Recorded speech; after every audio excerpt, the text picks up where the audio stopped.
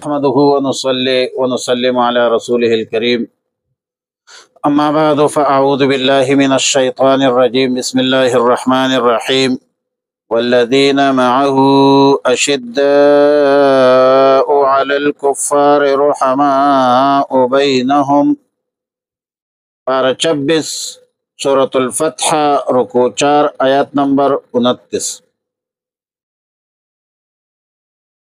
آیت مذکورہ میں صحابہ کرام رضوان اللہ تعالی علیہم اجمعین کے فضائل اور مناقب کا بیان ہے۔ اگرچہ بیعت رضوان میں صحابہ کرام کا ذکر مذکور تھا لیکن خصوصاً تھا۔ اب آیات مذکورہ میں صحابہ کرام رضوان اللہ تعالی علیہم اجمعین کے مدح منقبت کا بیان ہے، لیکن اس میں عموم ہے، عمومی صحابہ کرام کا بیان ہے، اور سب صحابہ کرام کو شامل ہے۔ جس نے بھی رسول اللہ صلی اللہ علیہ وسلم کی صحبت اختیار کی ہے، رسول اللہ مبارک صلی اللہ علیہ وسلم کی معیت جس کو حاصل ہوا ہے، جس نے رسول اللہ صلی اللہ علیہ وسلم کو یقظتاً دیکھا ہے، ما رآہ النبی صلی اللہ علیہ وسلم یقظتاً یا فی الیقظۃ، تو اس کو صحابی کہا جاتا ہے۔ اور رسول اللہ صلی اللہ علیہ وسلم نے فرمایا ما لا یمس النار من رآنی او رأى من رآنی۔ صحابہ کرام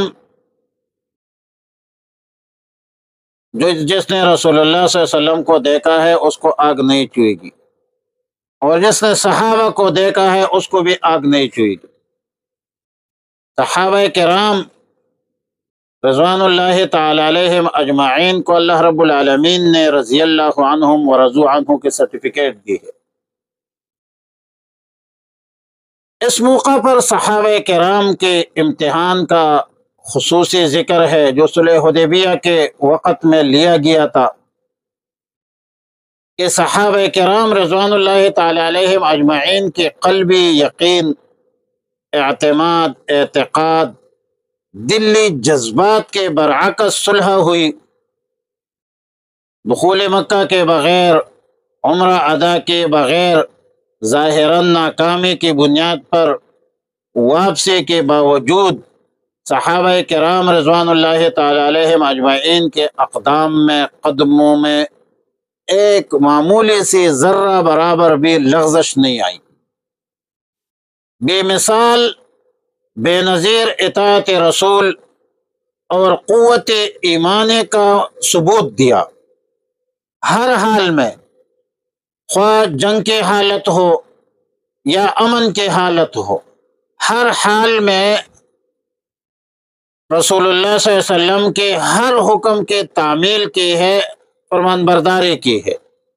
ظاہر ہے کہ رسول اللہ صلی اللہ علیہ وسلم خاتم النبیین ہے، امت کے لیے صحابہ کرام کے امت کے لیے قرآن کریم کے ساتھ، کتاب اللہ کے ساتھ صحابہ کرام کے قربانیاں بطور نمونہ پیش کی۔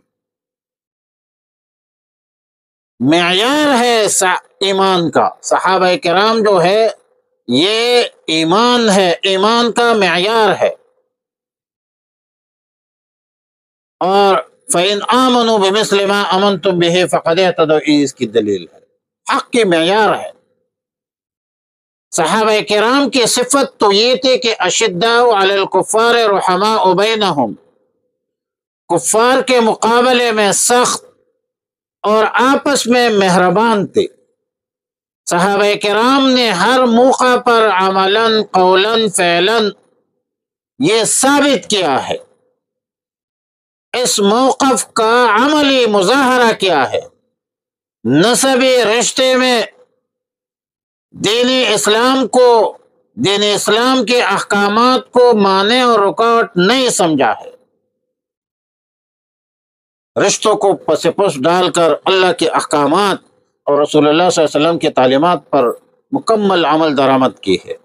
حدیبیہ کے موقع پر خصوصیت سے اس کا اظہار ہوا، اور ظاہر ہے کہ جب انصار مہاجرین کے مابین مواخات ہوئی، بھائی چارہ قائم ہوا، تو انصار نے سب چیزوں میں مہاجرین کو شامل کرنے کی دعوت دی، قرآن کریم نے اس وصف کو مقدم کر دیا، پہلے ذکر فرمایا، اور حقیقت بھی یہی ہے کہ صحابہ کرام کی دوستی اور دشمنی، محبت یا عداوت اپنے نفس کے لیے نہیں تھی، اپنی ذات کے لیے نہیں تھی، بلکہ سب اللہ کے اور اللہ کے رسول کے لیے محبت بھی ہوتی تھی، عداوت بھی ہوتی تھی۔ یہ وہ چیز ہے جو ایمان کامل کا مقام ہے، مقام، جیسا کہ حدیث میں ہے، من احب للہ وابغض للہ فقد استکمل الایمان، جو شخص اپنی محبت اور عداوت دونوں اللہ کے مرضی منشا کے مطابق کر دے تو اس نے اپنا ایمان کامل کر دیا، مکمل کر دیا۔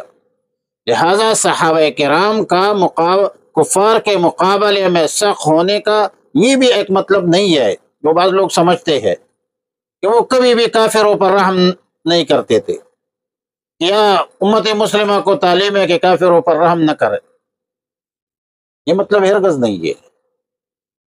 جس موقع پر اللہ اور رسول کا حکم کفار پر سختی کرنے کا ہوتا ہے، وہاں پر وہ اپنے رشتے، ناطے، دوستی، سب چیزیں چھوڑ دیتے ہیں، وہ مانی نہیں ہوتی۔ اب جہاں تک رحم و کرم کا تعلق ہے، احسان و سلوک کا معاملہ ہے، تو قرآن میں اس کا فیصلہ خود موجود ہے کہ لا ینہاکم الذین سے لے کر ان تبروا وتقسطوا تک، کیونکہ جو کفار حربی نہیں ہے، جنگجو نہیں ہے، اس نے بندوق نہیں اٹھایا ہے، تلوار نہیں اٹھایا ہے، مسلمانوں کے خلاف مقابلے میں لڑنے پر اترے نہیں ہے، تو ان کے ساتھ حسن سلوک سے اللہ نے منع نہیں کیا ہے۔ رسول اللہ صلی اللہ علیہ وسلم اور صحابہ کرام کے بے شمار واقعات ایسے ہیں جس میں ضرورت مند کفار کے ساتھ احسان و کرم کے معاملات کی گئی ہے، اور کفار کے ساتھ عدل و انصاف کو برقرار رکھا ہے۔ تو اسلامی تعلیمات تو یہ ہے کہ کفار میں کوئی مستامن ہوتا ہے، کوئی ذمہ ہوتا ہے، اسلامی حکومتوں کے شہری ہوتے ہیں، اور جب ایک اسلامی ریاست کی شہری ہے تو ان کے ساتھ حسن سلوک کرنا، ان کے مال جان عزت کے تحفظ کرنا اسلامی حکومت کی بھی ذمہ داری ہے، اور عام مسلمانوں کی بھی ذمہ داری بنتی ہے کہ ان کے مال جان عزت آبرو کے وہ خیال رکھے۔ مستامن ہے، ذمہ ہے، ان کے ساتھ عدل و انصاف برقرار رکھنا، یہ اسلامی تعلیمات ہے۔ البتہ حربی کافر جو آپ کے ساتھ لڑنے پر اتر آیا ہے، مجرم ہے، تو مسلمانوں کے ساتھ لڑ رہے ہیں، تو اس کا حکم الگ ہے، ان کے بارے میں سختی کا حکم ہے کہ وہاں ان کے سامنے ڈٹ جائیے، یا ایھا الذین آمنوا اصبروا وصابروا ورابطوا، وہاں پر مرتضن ہونا پڑتا ہے۔ وہاں میدان جنگ سے فرار جو ہے، الفرار من الکبائر، یہ گناہ کبیرہ ہے کہ الفرار جو ہے وہ فرار اختیار کرے۔ ولا تولوا الفرار یوم الزحف، جس کو کہتے ہیں، حدیث میں ہے ولا تولوا الفرار یوم الزحف، میدان جنگ سے بھاگنا جو ہے یہ گناہ کبیرہ ہے۔ ومن یولیہم یومئذ دبرہ الا متحرفا لقتال او متحیزا الی فئة فقد باء بغضب من اللہ، تو تولی اختیار کرے، پیچھے ہٹ جائے، بغیر جنگ حکمت عملی کے، بغیر امیر کے حکم کے، بزدلی مت دکھانا۔ وہاں پر اشداء علی الکفار ہے، اور صحابہ کرام کے اندر یہ وصف بطریق اتم موجود تھی۔ دنیا کی تاریخ اس پر شاہد ہے، دنیا کی تاریخ اس پر شاہد ہے کہ صحابہ کرام انتہائی جری، بہادر، اطاعت فرمانبردار، پرہیزگار، متقی۔ بدر میں ہم نے دیکھا ہے وہ بت توڑ دی جاتی ہے، جن میں ہو جاتا ہے انداز خدائی پیدا، تو اس کی صفت یہ ہے کہ والذین معہ محمد رسول اللہ، رسول اللہ صلی اللہ علیہ وسلم والذین معہ، اور جو لوگ آپ کے ساتھ تھے۔ رسول صلی اللہ علیہ وسلم کے ساتھ کون تھے؟